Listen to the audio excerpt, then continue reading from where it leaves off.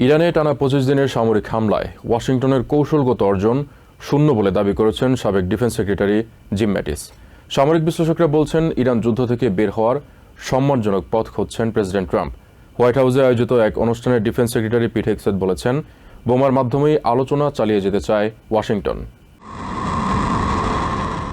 United আরব Emirates, কাতার এবং Saudi আরবের মতো মধ্যপ্রাচ্যের মিত্র দেশগুলোতে ইরানের মিসাইল হামলার প্রতিক্রিয়ায় কঠোর অবস্থান নিয়েছেন প্রেসিডেন্ট ট্রাম্প। হোয়াইট হাউসে প্রেসিডেন্ট ট্রাম্পের পাশে দাঁড়িয়ে তার ওয়ার সেক্রেটারি পিট হেগসেথ ইরানের সামরিক অভিযানের সাফল্য তুলে ধরেন। তিনি দাবি করেন, ইরানের মতো একটি আধুনিক সামরিক শক্তিকে এত দ্রুত এবং ঐতিহাসিকভাবে আগে কখনোই পরাস্ত করা সম্ভব হয়নি। হেগসেথ স্পষ্ট করে বলেন, এটি ইরাক বা আফগানিস্তানের মতো কোনো অস্পষ্ট লক্ষ্যমাত্রার যুদ্ধ নয়। প্রেসিডেন্ট ট্রাম্পের নির্দেশ অত্যন্ত পরিষ্কার, ইরান যাতে কখনোই পারমাণবিক অস্ত্র তৈরি করতে না পারে সেই পরিবেশ নিশ্চিত করা। প্রেসিডেন্ট ট্রাম্পও এই সামরিক তৎপরতার প্রশংসা করে কিছুটা রসিকতার ছলে বলেন, ওয়ার সেক্রেটারি এবং জেনারেলরা এতটাই জয়ের নেশায় মত্ত যে তারা হয়তো এখনই যুদ্ধ থামুক তা চাইছেন না।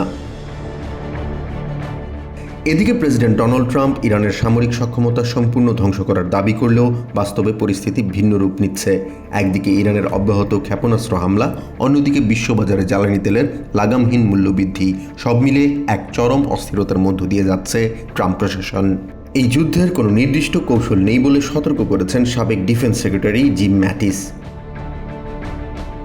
ম্যাটিস জানান, প্রায় 15,000 লক্ষ্যবস্তুতে হামলা চালিয়ে সামরিক সাফল্য পাওয়া গেলেও কোনো কৌশলগত অর্জন করতে পারেনি ওয়াশিংটন। সাবেক জেনারেল স্ট্যানলি ম্যাকক্রিস্টালও একই সুরে কথা বলেছেন। নিউ ইয়র্ক টাইমসকে দেওয়া এক সাক্ষাৎকারে তিনি বলেন, হামলা চালিয়ে বা শাসন ব্যবস্থা পরিবর্তনের ভয় দেখিয়ে ইরানকে আলোচনার টেবিলে আনা সম্ভব নয়।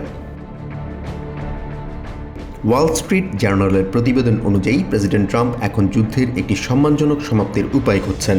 প্রেসিডেন্ট ট্রাম্প বর্তমানে মার্কো রুবিও, জ্যারেড কুশনার এবং উইটকফের মতো ব্যক্তিদের মাধ্যমে ইরানে যোগাযোগের চেষ্টা করছেন বলেও জানা গেছে। তবে বিশ্লেষকদের মতে আমেরিকা আলোচনার জন্য মরিয়া হলেও তেহরান এখনও পর্যন্ত তেমন কোনো ইতিবাচক সংকেত দেয়নি। জাহান মিথুন, TVN 24 news desk. New York থেকে সম্প্রচারিত TVN 24 টেলিভিশন বিশ্বজুড়ে বাঙালির কণ্ঠস্বর।